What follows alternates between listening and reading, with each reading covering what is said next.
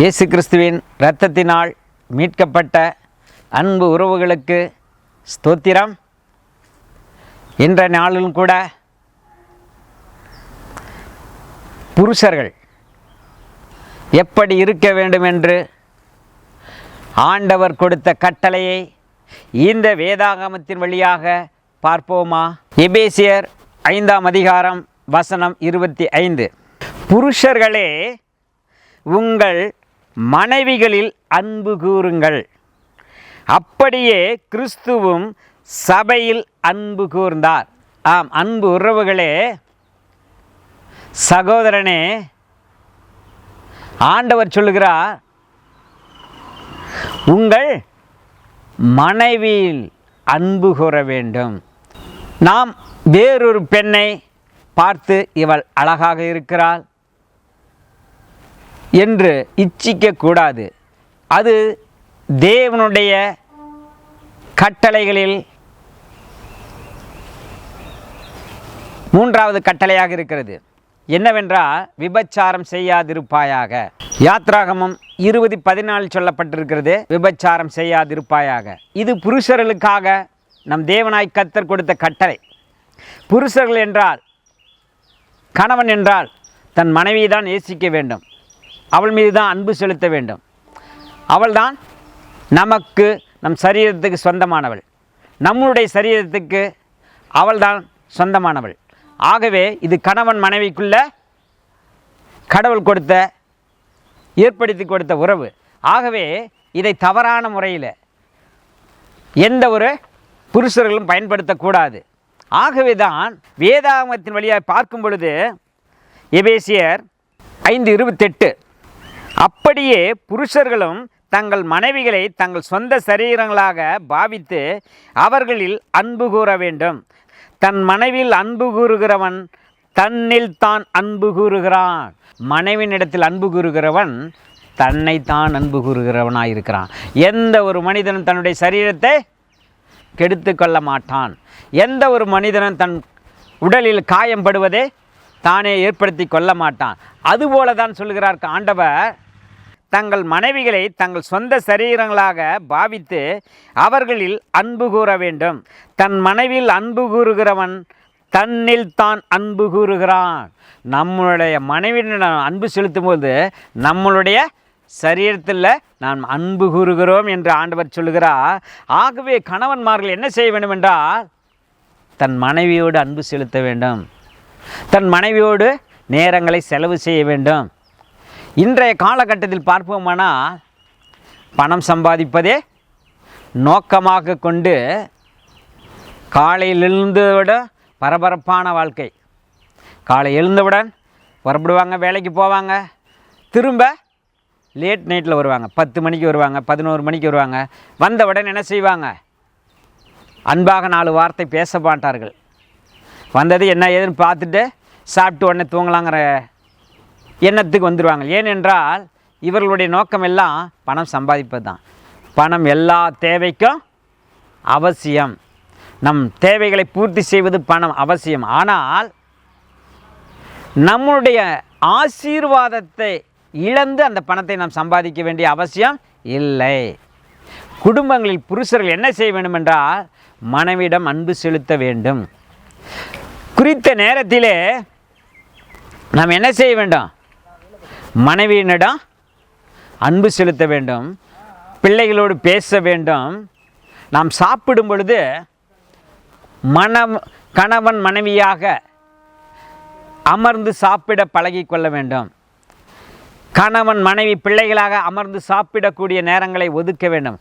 ஏதாவது ஒரு நேரங்களிலாவது நம் குடும்பமாக அமர்ந்து சாப்பிடும் பொழுது நம்முடைய உறவுகள் பலப்படும், பாசங்கள் பெருகும். எந்த ஒரு சூழ்நிலையிலும் அந்த தான் ஆடவில்லை என்றாலும் சதை ஆடும் என்று சொல்வார்கள். அந்த பாச பிணைப்பு வேண்டுமென்றால் கணவன் மனைவிகளிடையே அன்பு செலுத்த வேண்டும், பிள்ளைகளிடம் அன்பு செலுத்த வேண்டும். அப்படிப்பட்ட வாழ்க்கை வாழும் பொழுதுதான் உன் மனைவி என்ன செய்வார்கள்? வேறொரு ஆண்களை பார்க்கக்கூடிய எண்ணம் வராது. ஏனென்றால் கணவன் நமக்கு நேரங்களை செலவு செய்து நம்ம தேவைகள்லாம் பூர்த்தி செய்கிறார். இப்படி இருக்கும் பொழுது இந்த வேதத்தின்படி நம் கணவர் வாழ்கிறார். இந்த வேதத்தின்படி நாம் என்ன செய்ய வேண்டும்? வாழ வேண்டும் என்ற எண்ணம் அவர்களுக்கு உண்டாகும். பிள்ளைகளுக்கும் அப்பா அம்மா என்ற பாசம் பெருகும். எபேசியர் 5ஆம் அதிகாரம் 29ஆம் வசனத்தில் சொல்லப்பட்டிருக்கிறது, தன் சொந்த மாம்சத்தை பகைத்தவன் ஒருவனும் இல்லையே, கர்த்தர் சபையை போஷித்து காப்பாற்றுகிறது போல ஒவ்வொருவனும் தன் மாம்சத்தை போஷித்து காப்பாற்றுகிறான். ஆகவே இது நிமித்த மனுஷன் தன் தகப்பனையும் தன் தாயை விட்டு தன் மனைவியோடு இசைந்திருப்பான், ஒரே மாம்சமாக இருப்பார்கள் என்று சொல்லப்பட்டிருக்கிறது. ஆகவே அன்பு உறவுகளே, நாம் மனைவியை நேசிக்க வேண்டும், மனைவியிடம் அன்பு செலுத்த வேண்டும், அவர்களிடம் சிரித்து பேச வேண்டும், ஒரு கமெண்ட்ஸ் பண்ண வேண்டும், ஒரு கமெண்ட் பண்ணி சிரித்து அவர்களோடு மகிழ வேண்டும். அப்படிப்பட்ட வாழ்க்கை வாழும் பொழுது அந்த குடும்பம் எப்படிப்பட்ட குடும்பமாக இருக்கும்? சந்தோஷமான குடும்பமாக இருக்கும், சமாதானமான குடும்பமாக இருக்கும், செல்வ செழிப்பான குடும்பமாக இருக்கும், ஆசீர்வாதமான குடும்பமாக இருக்கும். இன்றைய காலகட்டத்தில் எவ்வளோ பணங்கள் இருந்தாலும், செல்வ செழிப்பு இருந்தாலும் சமாதானம் இல்லை. ஏனென்றால் அவர்கள் மனைவியிடம் சரியான முறையில் உறவு வைத்து கொள்வதில்லை, அவர்களோடு பழகுவதில்லை, பேசுவதில்லை, இந்த வேதத்துக்கு அவர்கள் கீழ்ப்படிவதில்லை. அவர்களுடைய நோக்கமெல்லாம் பணம் சம்பாதிப்பது. ஆகவே இவர்களுக்குள்ளே என்ன உண்டாகிறது? குடும்பத்தில் சமாதானம் இல்லை, சமாதான கேடு உண்டாகிறது. குடும்பத்தை கெடுக்க வேண்டும் என்று சாத்தான் வகை தேடி திரிகிறான். ஆகவே கணவன்மார்கள் மனைவிமார்கள் என்ன செய்ய வேண்டும் என்றால், சமாதானத்துக்கு கேடான எந்த காரியத்தையும் பேசக்கூடாது, சமாதானத்தை கெடுக்கிற எந்த ஒரு காரியத்தையும் செயல்படக்கூடாது. அப்படிப்பட்ட வாழ்க்கை வாழும் பொழுது ஆண்டவராகி இயேசு கிறிஸ்து சொன்ன வார்த்தையின்படி இந்த குடும்பம் எப்படிப்பட்ட குடும்பமாக இருக்கும்?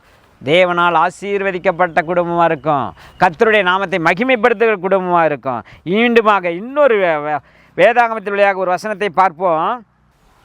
1 பேதுரு 3ஆம் அதிகாரம் வசனம் 7, அந்தபடியே புருஷர்களே, மனைவியானவள் பலவீனமான பாண்டமாய் இருக்கிறபடினா உங்கள் ஜெபங்களுக்கு தடை வராதபடிக்கு நீங்கள் விவேகத்தோடு அவர்களுடனே வாழ்ந்து உங்களுடனே கூட அவர்களும் நித்திய ஜீவனாகிய கிருபையை சுதந்தரித்து கொள்வர்களானபடியினால் அவர்களுக்கு செய்ய வேண்டிய கனத்தை செய்யுங்கள். என்ன செய்ய வேண்டும்? அவர்களுக்கு வேண்டிய கனத்தை செய்ய வேண்டும். ஒரு சமையல் செய்கிறார்களா? பார்த்துட்டு என்ன சொல்லுங்கள், சாப்பாடு எப்படிங்க இருக்குது? ரொம்ப இனிமையாக இருக்குது, இன்னும் கொஞ்சம் சாப்பிட்லாங்கிற மாதிரி இருக்குது. ஆகவே உடைய சமையல் அருமையாக இருக்கிறது. எப்படி இதெல்லாம் கற்றுக்கிட்டுனா அவங்கள ஒரு இம்ப்ரெஸ் பண்ணுற மாதிரி நீ பேசும்பொழுது அவங்களுக்கு சந்தோஷம் உண்டாகும். நாளைய தினத்தில் என்ன செய்வாங்க? இதை விட இன்னும் சுவையானதை சமைக்கலாம் என்ற எண்ணம் அவர்களுக்குள் வரும். அப்படிப்பட்ட வாழ்க்கை வாழ நாம் பழகி கொள்ள வேண்டும். அப்பொழுது கணவன் மனைவி உறவுகள் எப்படி இருக்கும் பார்த்தோம்னா சமாதானமாக இருக்கும், சந்தோஷமான வாழ்க்கையாக இருக்கும். இந்த வாழ்க்கை வாழ தான் கடவுள் கணவன் மனைவி உறவை ஏற்படுத்தியிருக்கிறார். ஆகவே புருஷர்களே, உங்கள் சொந்த மனைவியிடம் அன்பு செலுத்த வேண்டும். வேறு மனைவியை பார்க்கக்கூடாது, வேறு பெண்ணை நீங்கள் என்ன செய்யக்கூடாது? பார்க்கக்கூடாது, இச்சிக்கக்கூடாது. அது விபச்சாரம் என்று ஆண்டவர் சொல்லியிருக்கிறார். ஆகவே அவருடைய கட்டளையில் 3வது கட்டளையாக இருக்கிறது. இந்த கட்டளை நாம் கீழ்ப்படிந்து தன் சொந்த மனைவியோடு வாழ்கிறவன் தேவனுடைய ராஜ்யத்தை சுதந்தரிப்பான், தேவனுடைய ஆசீர்வாதத்தை முழுமையாக பெற்றுக்கொள்வான்.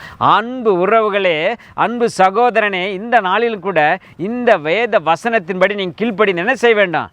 தேவனுடைய நாமத்தை மகிமைப்படுத்துகிற வாழ்க்கை வாழ வேண்டும். ஆகவே இந்த நாளிலும் கூட இந்த வேத வசனத்துக்காக தேவனை நோக்கி பார்ப்போம். வானத்தையும் பூமியை உண்டாக்கின எங்கள் சர்வ வல்லமுள்ள தேவனாய் கர்த்தாவே, நீர் கொடுத்த மனைவிக்காக ஸ்தோத்தரிக்கிற, நன்றி செலுத்துகிற கர்த்தாவே. மனைவி கண்டடைகிறவன் தேவனிடத்தில் நன்மை பெறுகிறான் என்று சொன்னீரப்பா. உம்மிடத்திலிருந்து நாங்கள் நன்மை பெற்றிருக்கிறோம் கர்த்தாவே. இந்த நன்மையை நாங்கள் சுதந்தரித்து கொள்ள இதன் வழியாக நீர் ஏற்படுத்தி கொடுத்த இந்த பூமியில் எங்கள் சந்ததி சந்தானத்தை ஆசீர்வதிக்கும்படியான வாழ்க்கை வாழ எங்களுக்கு நீர் கிருபை செய்தருளும்படியா இயேசுவின் வழியாக நன்றி சொல்லி மன தாழ்மையோடு எங்கள் விண்ணப்பத்தையும் வேண்டுதலையும் ஏறெடுக்கிறோம். எங்கள் ஜீவனுள்ள நல்ல பிதாவே. ஆமேன், ஆமேன்.